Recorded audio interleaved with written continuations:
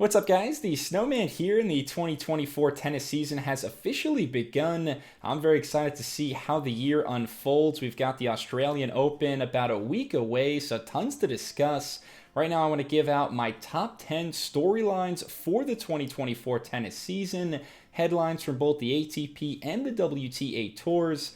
These are 10 of the biggest questions of the season, so let's jump in. My number one question, the top storyline for either men's or women's tennis in 2024. Who wins this year's matchups in the best current rivalry in the game? Djokovic versus Alcaraz. A 16-year gap in age between the 20-year-old Spaniard and the 36-year-old Serb. They were head and shoulders the top two men's players in 2023, and their rivalry has delivered some absolute classics already. This is the head-to-head ledger between Alcaraz and Djokovic, 3-2 in favor of Novak. They met 4 times last season, that awesome Roland Garros semi that was back and forth for 2+ hours, 1 set apiece before Carlos started cramping and Djokovic pulled away in 4. The immaculate Wimbledon final victory for Alcaraz, dropping the first set, but really finding his footing and going blow for blow with the 7-time Wimbledon champ winning in 5. Maybe the best of them all was the Cincinnati final, unbelievably high-level tennis, Djokovic winning in a final set breaker.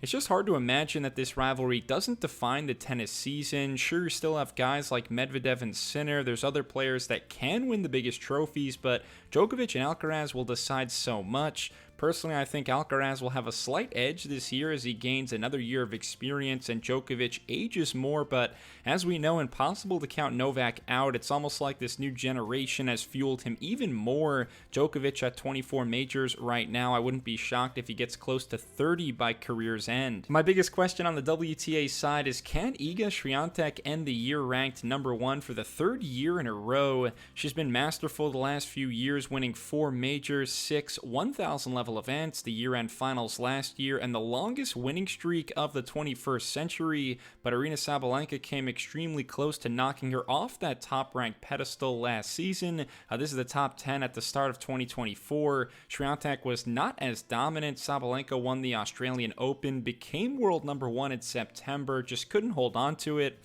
Coco Gauff had a second-half surge that has a ton of people excited about her upcoming season. We know the Wimbledon champ Elena Rybakina is a huge hitter that brings the heat on all surfaces. Right now, Swiatek has about a 63% chance, according to the odds, to finish the year at number 1, but if I had to guess, I'd say she doesn't this season. It's so hard to stay on top. Only 5 women have finished number 1 for 3 years in a row, so Swiatek would join rarefied air if she can. I'll take the field in this case. My third biggest storyline is the impending retirement of Rafael Nadal. What will he give us in 2024? The 22-time major champion has said that 2024 will likely be his final year on tour. Nadal recently becoming a father. The injuries are piling up. Just seems like it's the right time for him. We don't know when he may call it quits. Some are speculating after the French Open. Some think it could be after the Paris Olympics in August. Maybe he can make it through the entire season, but savor the Spaniard while you can.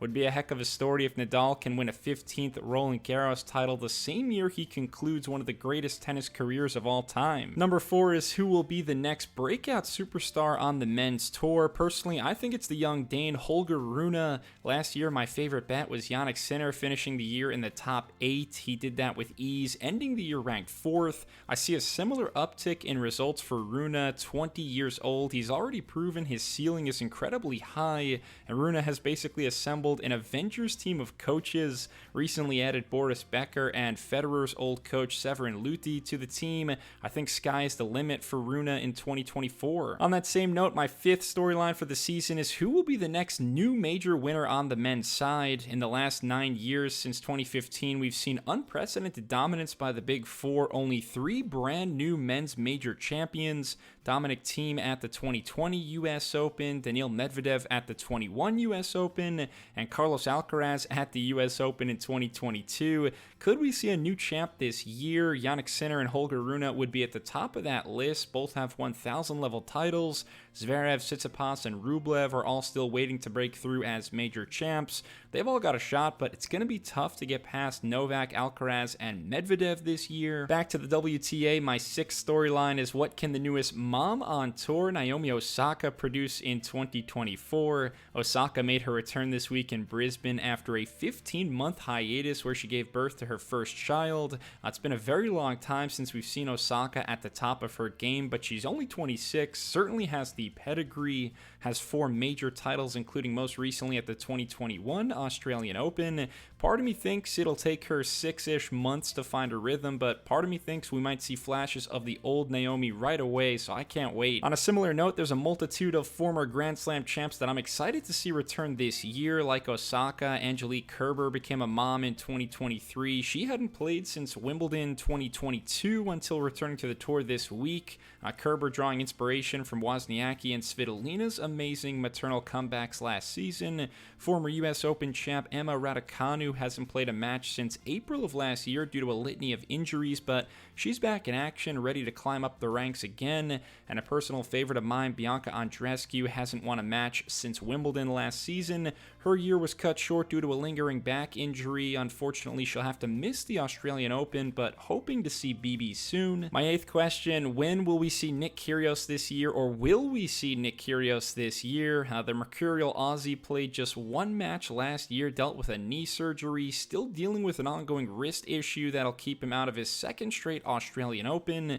I love him or hate him, Kyrgios adds an extra dynamic to the men's tour. I'd love to see him get his body and his mind right. Number 9 is 2024, the year that Mira Andreeva becomes a household name. These are the current WTA rankings, but only for players below the age of 21.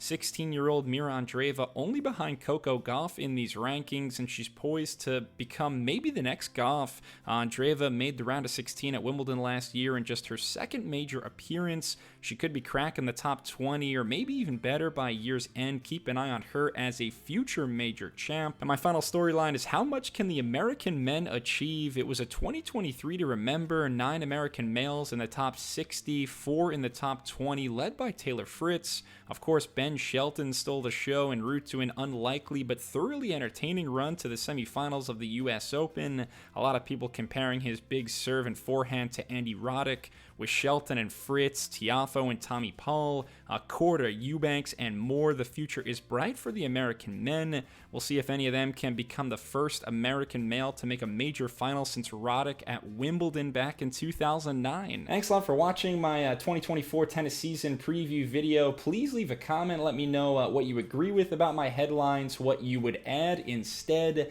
Subscribe to the Snowman Sports Media. Give me a thumbs up for more tennis content, and I'll be back very soon. Cheers.